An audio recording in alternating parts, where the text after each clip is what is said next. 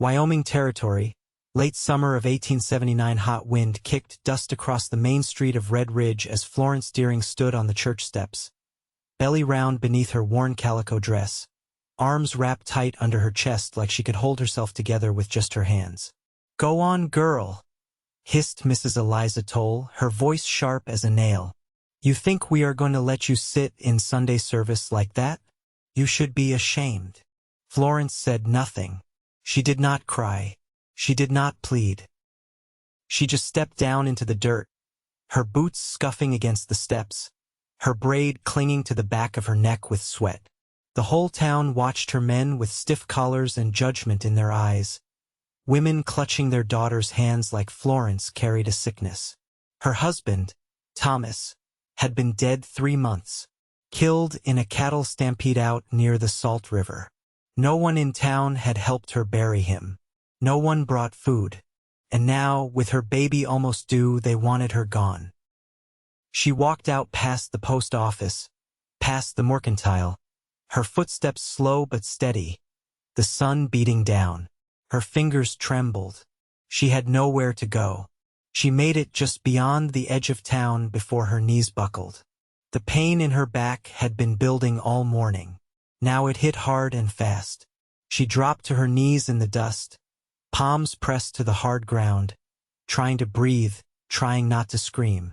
That was when the sound of hooves came soft on the wind. One rider, alone. He pulled up beside her, swinging down from a tall bay horse. He was young, maybe 29, dust on his boots, sweat on his brow, a rifle strapped across his saddle. He knelt beside her without a word, one knee in the dirt, his hand steady on her shoulder. "Are you hurt?" he asked, voice low and rough from the trail. Florence looked up, blinking against the sun. No. Just tired. And they told me to leave." He looked down the road toward Red Ridge, his jaw clenching. Then he looked back at her belly. His eyes softened. "My name is Lawson Whitlow," he said. "You need help." She hesitated, then nodded once. He reached out his hand. She took it. Lawson helped her up slow, careful not to rush her. He guided her over to a patch of shade under a cottonwood tree, helped her sit, then fetched her a canteen from his saddlebag. "You got anyone?" he asked as she drank. Florence wiped her mouth with the back of her hand. "No. My husband's gone. Baby's due soon. That town wants nothing to do with me." Lawson's eyes didn't leave her face. He did not look away. Not once. "You got somewhere to go?" She shook her head. "Not anymore." "Then come with me." She blinked. "What?" "I got a cabin out west of here. Quiet. Clean water. You can rest there. You do not owe me anything. But I am not leaving you here like this." Florence stared at him. His face was sun-browned, his hair a little too long, but his voice was steady, sure. He had not asked what she had done or why she had been cast out. He just saw her. "Are you sure?" she asked. He nodded. "I would not offer if I was not." "Can you ride?" "Slowly," she said. Lawson helped her up again, more careful this time. He had a blanket folded behind the saddle and he wrapped it around her waist before lifting her up. Then he climbed up behind her, steadying her with one arm. They rode for hours, the sun dipping lower, the wind cooler on their backs. Florence leaned against him without meaning to. His chest was solid, warm. She felt his heartbeat under her cheek. "You always take in strangers?" she asked after a while. "Only the ones who look like they never had someone fight for them," he said. She closed her eyes. He did not say anything else. By sundown, they reached a cedar cabin tucked into the hills. It was small but well kept. A little corral, a smokehouse, a spring trickling through the rocks nearby. Lawson helped her down, keeping an arm around her as she stepped onto solid ground. "You can sleep inside," he said. "I will take the porch tonight." "That is not necessary." He smiled faintly. "It is." Inside, the cabin smelled like pine and ash and something warm. There was a cot with a clean quilt, a wood stove, shelves lined with jars of beans, corn, and flour. "You live out here alone?" she asked as she sat down. Most of the time, he said, lighting a lamp. Too many folks talk more than they listen. Florence looked at him. The way he moved, quiet, steady. Not afraid of her. Not judging. Thank you, she said. He nodded. You are safe here, Florence. She laid a hand over her belly. The baby kicked once strong. For the first time in a long time, she believed him. That night, she slept without fear. And just outside, on the porch, Lawson sat with his rifle across his lap and his hat pushed low, keeping watch. Not because he had to, because he wanted to. The morning light filtered through the single window, casting a clean, pale warmth across the wooden floorboards. Florence opened her eyes to the sound of quiet movement, boots on the porch. The dull clink of metal, the scrape of kindling. Her body ached in new ways, the weight of the child inside her pulling at her spine. But the stillness of the room settled over her like a balm. She sat up slowly, hands braced on either side of her. The cot creaked beneath her, but everything else in the cabin held its silence, like it knew not to wake too fast. Outside, Lawson was whittling a thin strip of juniper, his back to the door. The knife moved with practiced ease, small curls of wood falling into his palm. His hat shaded his face, though the early sun hadn't risen high enough to need it. Florence stepped onto the porch, arms wrapped loosely around her middle. She didn't speak until he paused and looked over his shoulder. I didn't expect breakfast, but I wouldn't say no to something hot, she said. Lawson set the carving aside. There's coffee on the stove. I can fry some salt pork and cornmeal if your stomach's up to it. I think it might be the only thing that makes sense right now. He nodded once, stood, and went inside without a word. She lowered herself into the rocking chair by the door, the wood cool beneath her palms. A magpie flicked through the brush beyond the corral, its wings flashing white. The wind carried the smell of juniper and ash. When Lawson returned with a plate, he didn't hand it to her. He laid it on the table near the rocker, then pulled over the stool and sat across from her. She noticed then how his shirt had been mended at the shoulders, the stitches neat and small, like someone had taken their time. You cook like someone who's been doing it alone a while, she said between bites. I have. Family nearby? No, nothing close. He paused. My brother died in '65. Mississippi. After that I came west. She looked at him fully now, watched the way his eyes stayed on the horizon even when he spoke. You've been carrying that a long time. He didn't answer right away. Some things don't get lighter. You just learn how to move with them. She let that settle between them. I've been thinking I need to earn my keep, she said after a moment. I can sew and I'm good with herbs.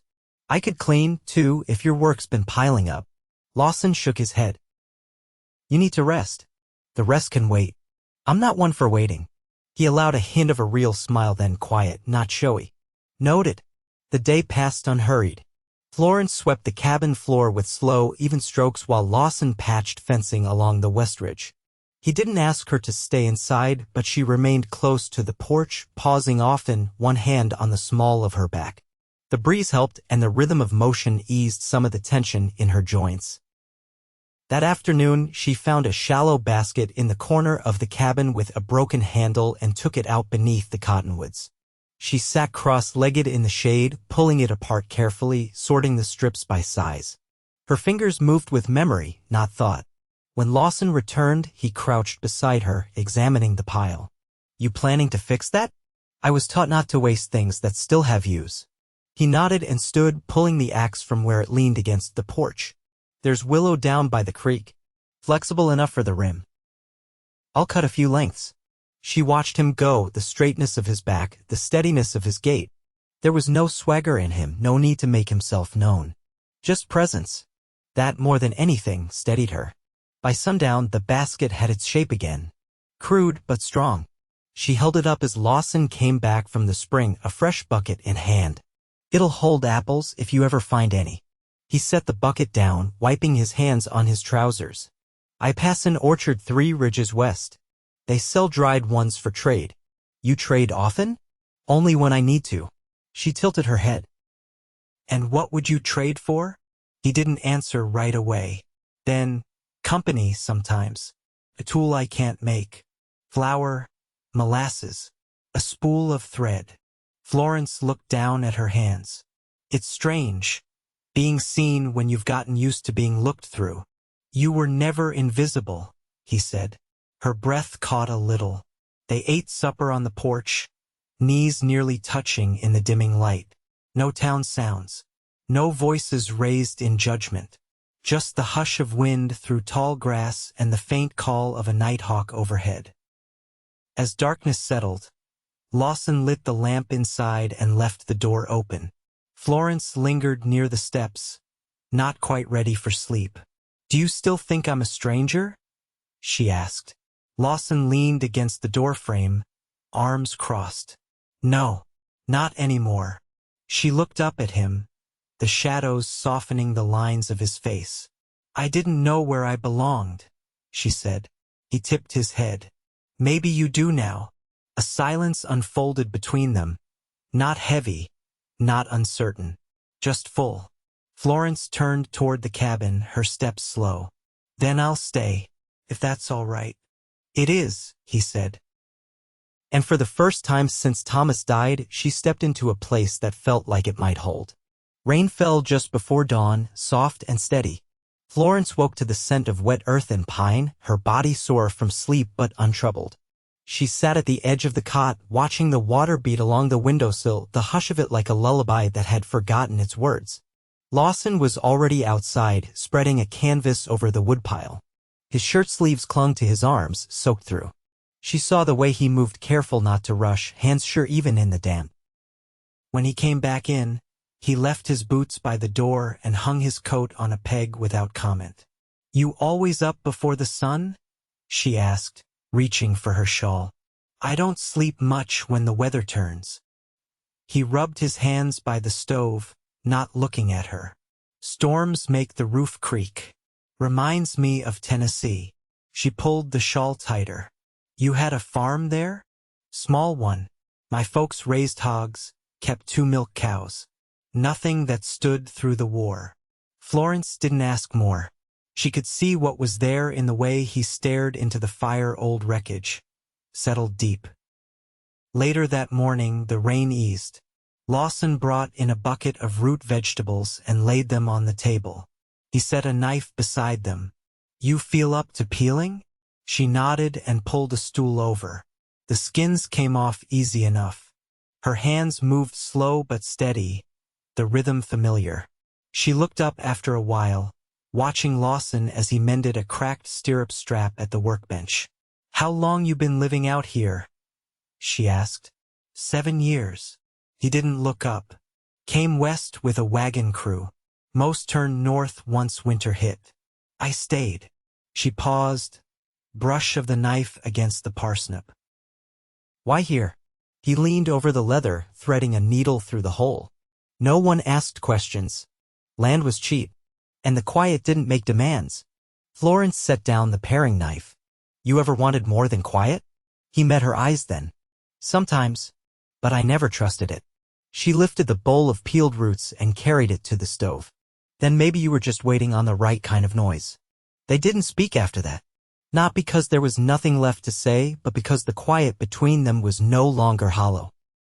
That afternoon, she found a stack of old newspapers beneath the cot, yellowed and brittle. She opened one slowly, careful not to tear the pages. The headlines were months-old railroad disputes, a mining explosion in Nevada, a governor's speech no one would remember. What do you keep these for? She asked, spreading one across the table. Lawson glanced up from the bridle he was oiling. I use 'em to start fires. Sometimes I read 'em first. You read much. When there's light. I've got some books stashed in the trunk. She folded the paper gently. What kind of books? Journals. Travel accounts. One's about the plants out west, what's safe, what ain't. You ever read anything just for the story? He hesitated. I used to. Florence pulled the next paper from the stack. You should again. That evening they sat inside as the wind picked up. The kettle whistled softly and the fire crackled low. Lawson handed her a worn book with the spine frayed and the cover faded to nothing. She opened it without asking, thumbed through the pages until one line caught her. She read aloud, voice quiet but steady. He knew then that no shelter was ever truly safe unless it was built by hand and hope both. Lawson looked at her, something unguarded in his face. You believe that? I want to. He took the book from her gently and set it down. The lamp flickered between them. You're not alone here, Florence. She laid her hand across her belly. I know. Not anymore. And when Lawson stood to add another log to the fire, she watched him move like he belonged to the space. Like she might, too. The air held the scent of pine smoke and stew. Outside, the wind pressed against the roof, but inside, everything held fast. By the time the creek swelled with meltwater from the higher ridges, Florence could no longer lace her boots without sitting sideways and lifting her leg with both hands. Her belly was taut and low, her steps slower now, more deliberate. The baby had begun to shift downward, and the skin at the small of her back ached by dusk. Still, she moved through the day with quiet purpose. Lawson built a stool from scrap pine one afternoon while she rested outside, her feet soaking in a shallow basin. He didn't ask if she needed it, just measured twice and sanded the edges smooth. When he brought it to her, she ran her fingers along the joinery, then met his eyes. I never had furniture made just for me, she said. He shrugged, gaze on the horizon. Seems like you ought to. She used it that evening while she shelled beans on the porch. The light caught in her hair where it had slipped loose from its braid. Lawson sat on the steps sharpening his skinning knife, the rasp of stone against steel steady and slow. You ever think about leaving this place? She asked, not looking up from the basket. I used to, he said. Then I stopped figuring where I'd go that wasn't just more noise. Florence nodded, brushing a few shells into a bowl. I used to think I'd end up in a city. St. Louis, maybe. I liked the idea of crowds. So many people you could disappear. You still want that? I don't know, she said. Now I think I'd rather be seen than hidden. Lawson set the knife aside, wiping the blade with a cloth. You're not easy to miss. She looked over, her mouth parting slightly, not from surprise but something quieter, more uncertain. He didn't press it. He never did. That night, while the fire settled to embers and the wind dropped still, a sharp pain woke her. Not like before. This one gripped low and hard, like the earth had clenched its fist beneath her.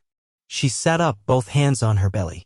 The cabin was dark, but the coals still glowed faint red.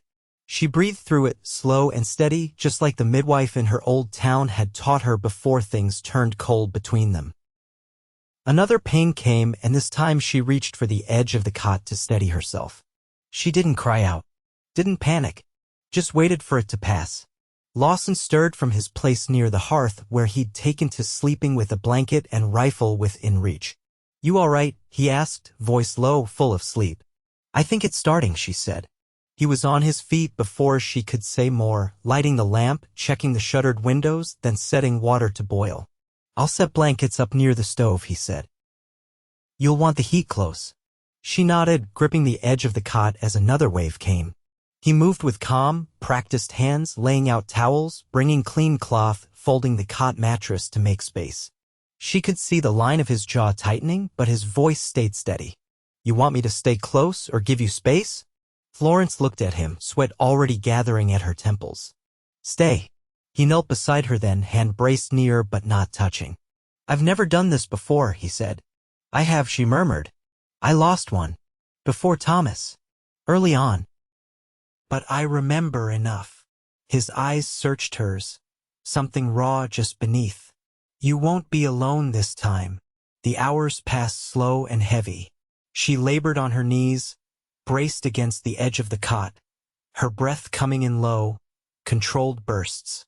Lawson stayed at her side, holding the damp cloth to her brow, murmuring things he didn't learn from books.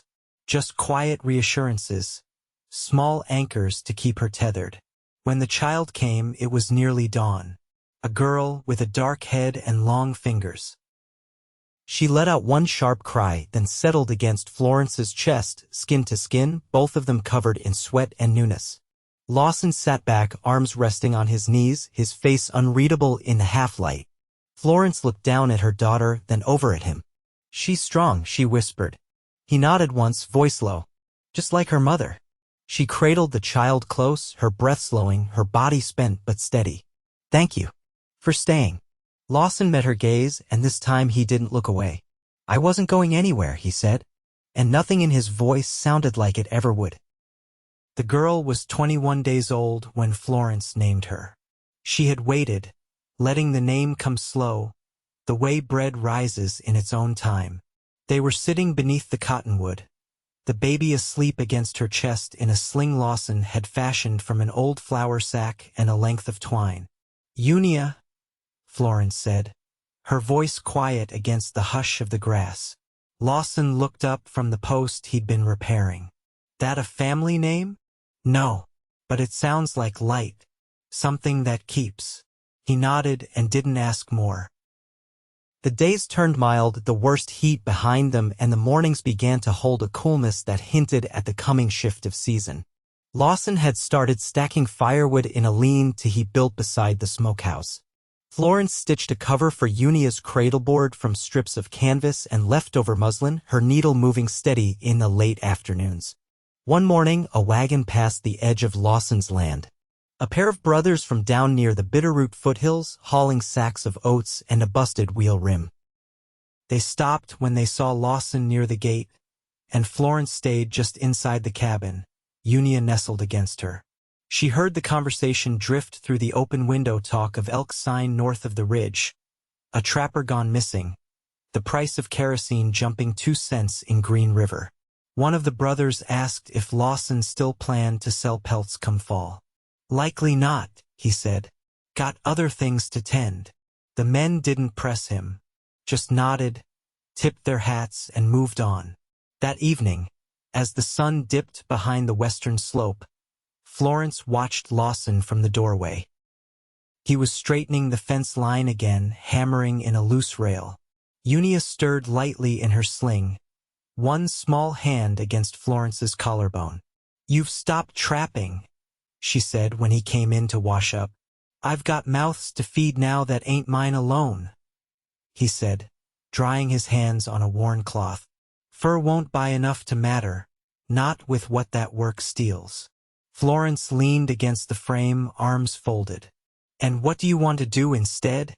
Lawson poured a tin cup of water, drank, then set it down.